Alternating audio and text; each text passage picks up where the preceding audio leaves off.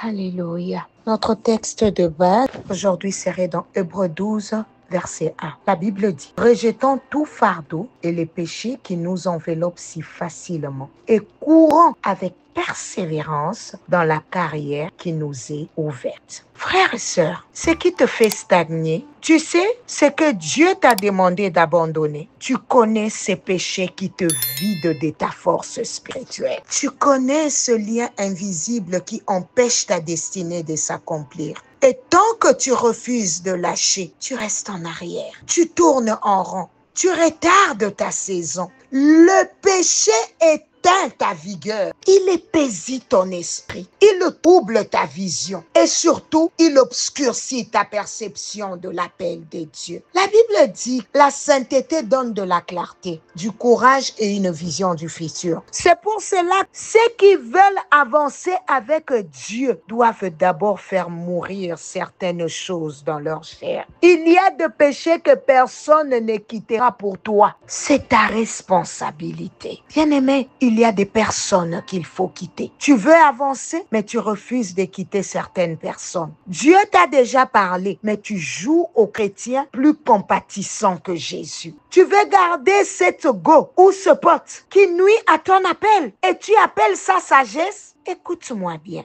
La sagesse qui te pousse à te compromettre n'est pas de Dieu. Jésus a dit: celui qui n'est pas prêt à quitter père, mère, frère, sœur, femme, enfant à cause de moi n'est pas digne de moi. Tu protèges des relations qui bloquent ton élévation. Mais le jour où cette même personne écoutera le message, elle te dira froidement: je te laisse. Ce que tu n'as pas eu le courage de faire pour Dieu, quelqu'un te le fera sans état d'âme. Tu seras comme Joseph dans la maison de Potiphar, bloqué dans un environnement qui n'est pas le tien. Tu entendras de loin que Joseph est devenu premier ministre, mais toi, tu es resté attaché à une fausse paix, à une relation toxique, à un lieu de confort. Bien-aimé, ta stagnation freine d'autres destinées. Dieu m'a dit quelque chose de fort. Le fait que tu restes dans la stagnation empêche d'autres personnes d'être bénies. Joseph ne devait pas seulement sortir pour lui-même. Il devait sortir pour toute l'Égypte, pour sa famille,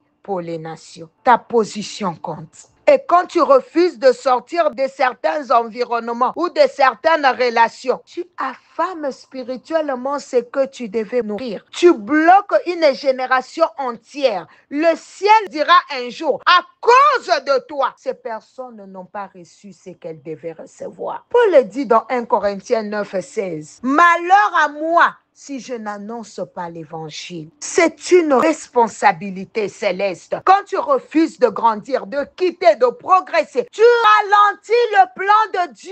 Il y a des lieux qu'il faut quitter aussi. Il y a des milieux, des atmosphères, des environnements qu'il faut abandonner. Tu ne peux pas continuer à dire tu veux progresser spirituellement tout en restant dans un lieu qui t'anesthésie. Même une église peut, si tu n'y es pas aligné dans l'obéissance et l'engagement, devenir un lieu de stagnation. Et je te le dis avec amour et franchise ce matin, alléluia. Si tu estimes que l'église où tu es devient pour toi une pierre d'achoppement, il vaut mieux partir. Dieu ne nous appelle pas à rester bloqués là où on ne grandit plus. Il y a plus de 1000 églises, mais il n'y a qu'une seule destinée, la tienne. Nous ne sommes pas un camp de concentration spirituelle. Si tu es là depuis des mois, des années, et tu ne changes pas, tu ne t'investis pas, tu ne te soumets pas à l'ordre spirituel, tu ne veux ni grandir, ni porter du fruit, alors tu ralentis la vision et tu bloques ton propre appel. La vision a commencé avant toi, elle continuera après toi. Ce n'est pas l'homme qui te pousse à sortir, c'est Dieu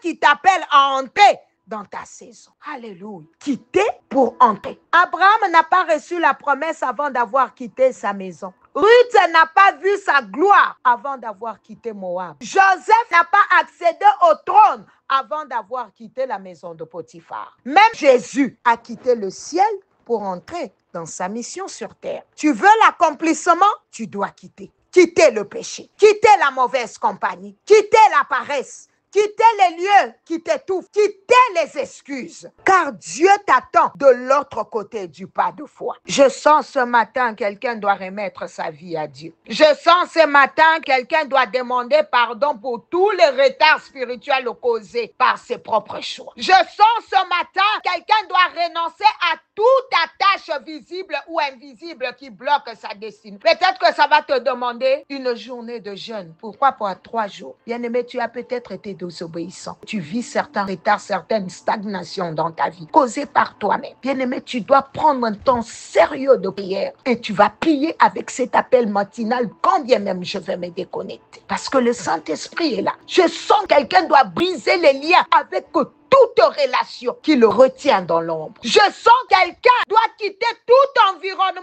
de compromis, toute atmosphère de confort charnel.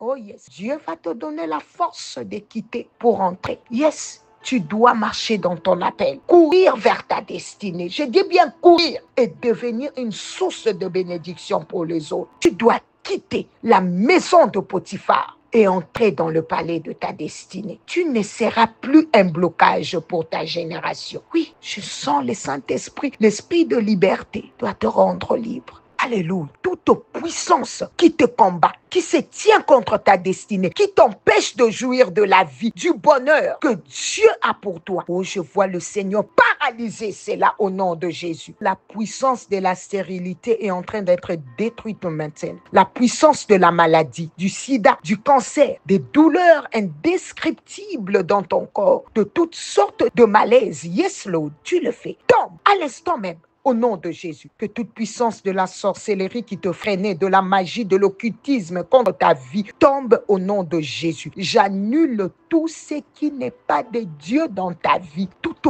puissance de péché, manque de décision, toutes les paroles négatives, les paroles de malédiction, d'imprécation contre ta vie, contre ta destinée, soient annulées maintenant au nom de Jésus. Que les bénédictions des cieux en haut, des eaux en bas, des saints maternels, toutes les bénédictions dans le lieu céleste puissent être ton partage au nom de Jésus. Tu entres. Je dis que tu entres au nom de Jésus. Oh Seigneur, fais-lui grâce d'expérimenter aussi toute ta puissance. Que tu viennes témoigner les vendredis à la nuit de prière parce qu'on aura un temps de témoignage. Que tu témoignes de la grandeur, de la puissance. Oui, parce que Dieu libère les gens de l'esprit de retard, de limitation, de stagnation. Il nous fait entrer dans une nouvelle saison. Viens témoigner de la grandeur de Dieu. Ne cache pas ça pour toi. Viens témoigner la puissance de Dieu dans ta vie, dans toutes tes situations difficiles. Dieu explose sa gloire. C'est dans le glorieux, le majesté, le précieux, le merveilleux nom que j'ai ainsi prié et demandé. Bien-aimé, crois avoir reçu tout ce que j'ai demandé pour toi et tu le verras s'accomplir. Mais tu dois prendre une décision et prie